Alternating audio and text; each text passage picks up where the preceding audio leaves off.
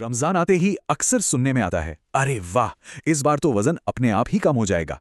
पर क्या सच में सिर्फ रोजा रखने से वजन घट जाता है, या ये बस एक गलतफहमी है? चलिए आज इसी का सच जानते हैं। तो सवाल सीधा सा है, क्या रमजान में रोजा रखने का मतलब ऑटोमेटिक वेट लॉस है? इसका जवाब ना उतना सिंपल नहीं है जितना लगता है।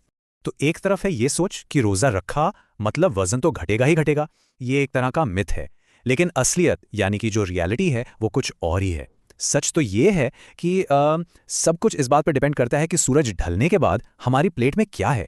तो पहले ये समझते हैं कि आखिर रोजा हमारे शरीर पर काम कैसे करता है, मतलब इसके पीछे की साइंस क्या है, क्यों कहा जाता है कि इससे वजन कम हो सकता है।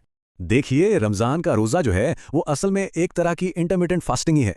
ये खाने का एक ऐसा पैटर्न है जिसमें कुछ घंटे खाते हैं और कुछ घंटे फास्ट करते हैं, और इसी दौरान हमारी बॉडी अपना फ्यूल सोर्स यानी ऊर्जा का जरिया बदल देती है।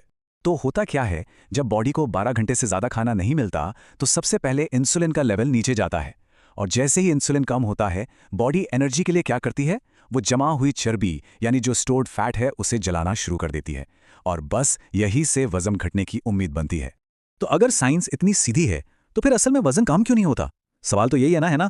वेल, प्रॉब्लम रोजे में नहीं है, प्रॉब्लम तो है इफ्तार की दावत में। वजह कुछ ऐसी होती है, राइट? दिन भर भूखे रहने के बाद इफ्तार में क्या होता है? तले हुए समोसे, पकौड़े, मीठे मीठे शरबत, मिठाइयाँ, मतलब एक पूरी लहर आ जाती है। और फिर देर रात को भारी खाना अलग। ये सब मिलकर दिन भर की जो थोड़ी बहुत कैलोरी बचाई थी उस पर पानी फेर देते हैं।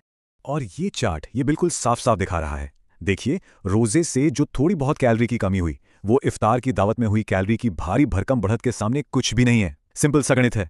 अगर जरूरत से ज्यादा कैलोरीज एक बार में ही खा ली तो वजन कैसे घटेगा भला? और जानते हैं, रिसर्च भी यही कहती है।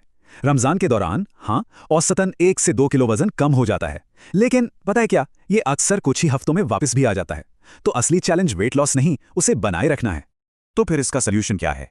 चलिए अब बात करते हैं उस स्मार्ट फॉर्मूले की जिससे रोजे का पूरा पूरा फायदा उठाया जा सकता है।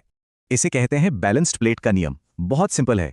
अपनी प्लेट को ऐसे सोचिए, आधी प्लेट भरनी है सलाद और सब्जियों से, 1/4 हिस्सा लीन प्रोटीन से जैसे चिकन, दालें या अंडे, और जो बचा हुआ 1/4 हिस्सा है वो जाएगा कॉम्प्लेक्स कार्ब्स को, जैसे कि गेहूं की रोटी या ब्राउन राइस। और साथ में ये कुछ स्मार्ट आदतें हैं। इफ्तार हमेशा बानी और 1-2 खजूर से शुरू करें। तली हुई चीजों को हफ्ते में बस 1 या 2 बार तक ही रखें। मीठे ड्रिंक्स को कहें ना और पानी पिएं। सहरी में प्रोटीन जरूर खाएं, और इफ्तार के बाद 20-30 मिनट की हल्की फुल्की वॉक तो बनती है। तो चलिए अब आते हैं फाइनल टेक अवे पर। आखिर रोजा और वजन, इसका सच है क्या? ये लाइन मुझे लगता है सब कुछ कह देती है। रोजा एक मौका देता है, नतीजे तो स्मार्ट चॉइस से मिलते हैं।